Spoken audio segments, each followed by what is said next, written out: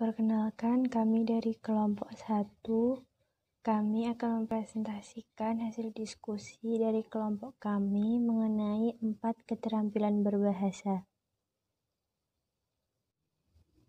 Materi yang akan kami sampaikan meliputi pengertian keterampilan berbahasa, manfaat keterampilan berbahasa, serta 4 keterampilan berbahasa yang meliputi mendengar atau menyimak, berbicara, membaca, dan menulis.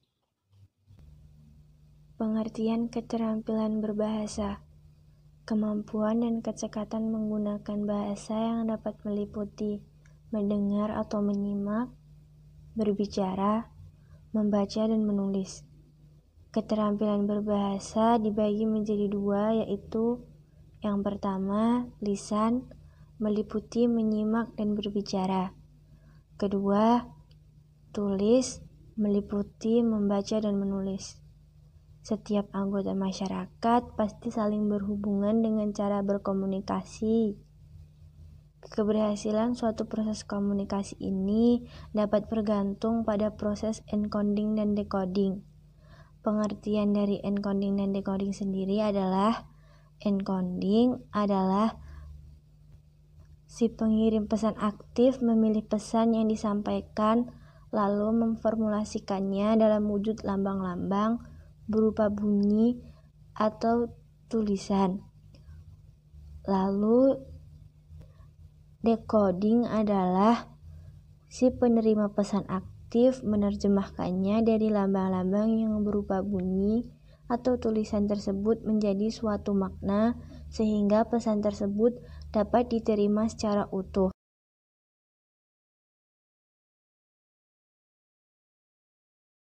Manfaat keterampilan berbahasa.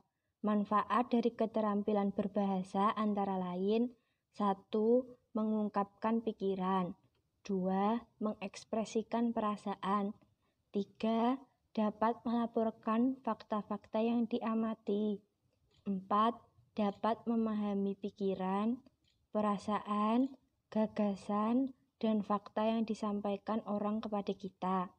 Yang kelima, mempermudah menyampaikan informasi. Yang keenam, memperlancar proses komunikasi. Yang ketujuh, menambah tingkat kepercayaan diri.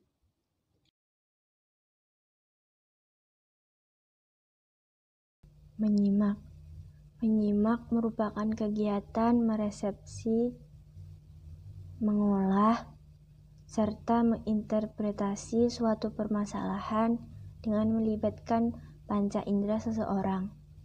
Tahap-tahap menyimak meliputi menyimak secara nalar, mendengarkan secara intensional, penyerapan absorpsit, menyimak sekali-kali, menyimak asosiatif, serta menyimak secara arif. Faktor-faktor yang mempengaruhi menyimak: yang pertama yaitu faktor fisik, yang kedua faktor psikologis, dan yang ketiga faktor pengalaman. Berbicara. Keterampilan berbicara merupakan seni tentang berbicara yang merupakan sarana komunikasi dengan bahasa lisan, meliputi proses penyampaian pikiran, ide, gagasan dengan tujuan melaporkan, menghibur, atau meyakinkan orang lain. Dalam proses penyampaian gagasan, ada beberapa hal yang perlu diperhatikan, antara lain pembicara, lawan bicara atau penyimak, lambang atau bahasa tulisan, pesan, maksud, gagasan atau ide. Tujuan dari berbicara yaitu mengekspresikan pikiran, perasaan, imajinasi, gagasan, ide, dan pendapat. Memberikan respon atas makna pembicaraan dari orang lain. Ingin menghibur orang lain, menyampaikan informasi, serta membujuk atau mempengaruhi orang lain. Hakikat dalam berbicara. Yang pertama, berbicara merupakan ekspresi kreatif dan tingkah laku. Kedua, berbicara dan menyimak merupakan komunikasi yang seiring. Ketiga, dalam konteks komunikasi dengan lawan berbicara adalah komunikasi resiprokal.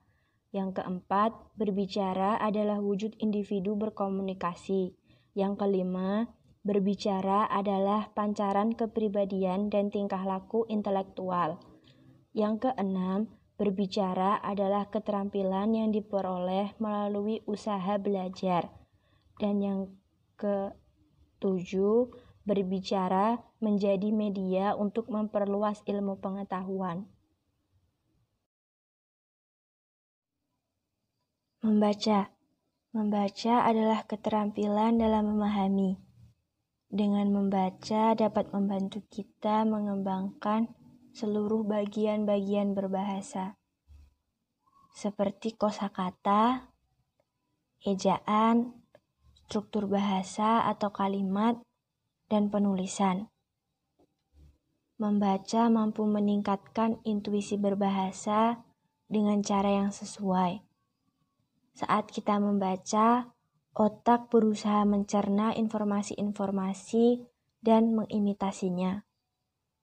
Lalu informasi itu akan disimpan dan pada lain kesempatan waktu.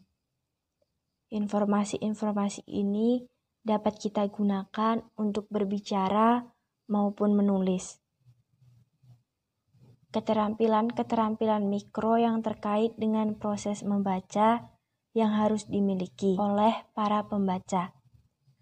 Mengenal sistem tulisan yang digunakan. Mengenal kosakata. Menentukan kata-kata kunci yang mengidentifikasikan topik dan gagasan utama. Menentukan makna-makna kata, termasuk kosakata split dan konteks tertulis. Mengenal kelas kata gramatikal atau kata benda, kata sifat, dan sebagainya. Menentukan konstituen dalam kalimat seperti subjek, predikat, objek, dan preposisi. Mengenal bentuk-bentuk dasar sintaksis. Merekonstruksi dan menyimpulkan situasi, tujuan-tujuan, dan partisipan. Menggunakan perangkat kohesif, leksikal, dan gramatikal guna menarik kesimpulan-kesimpulan. Menggunakan pengetahuan dan perangkat-perangkat kohesif, leksikal, dan gramatikal untuk memahami topik utama atau informasi utama. Membedakan ide utama dari detail-detail yang disajikan. Menggunakan strategi membaca yang berbeda terhadap tujuan-tujuan membaca yang berbeda seperti skimming untuk mencari ide-ide utama atau melakukan studi secara mendalam. Menulis adalah kegiatan mendokumentasikan informasi ke dalam suatu sarana tulis. Dengan berkembangnya media sosial, hampir semua orang menuliskan kegiatannya sebagai bentuk ekspresi diri. Tak salah lagi, keterampilan menulis kini tampak dianggap sebagai keterampilan berbahasa yang paling perlu dikuasai. Tulisan yang bagus adalah tulisan yang mudah dicerna melalui penggunaan kalimat-kalimat yang sederhana, efektif, dan efisien. Ketika seseorang dapat dengan mudah memahami pokok bahasan yang suatu tulisan, maka tulisan itu dapat dianggap bagus karena ditulis dengan terampil. Keterampilan menulis pun tidak dapat tumbuh sendiri tanpa adanya penguasaan keterampilan berbahasa lain. Keterampilan-keterampilan mikro yang perlu diterapkan dalam menulis.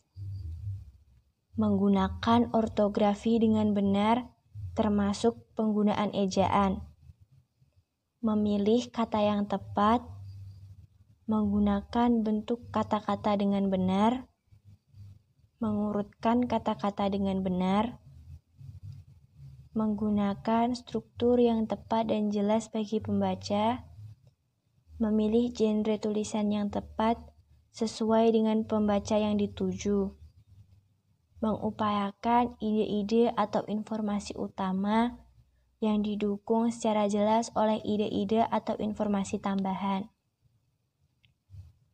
mengupayakan terciptanya paragraf dan keseluruhan tulisan koheren sehingga pembaca mudah mengikuti jalan pikiran atau informasi yang disajikan,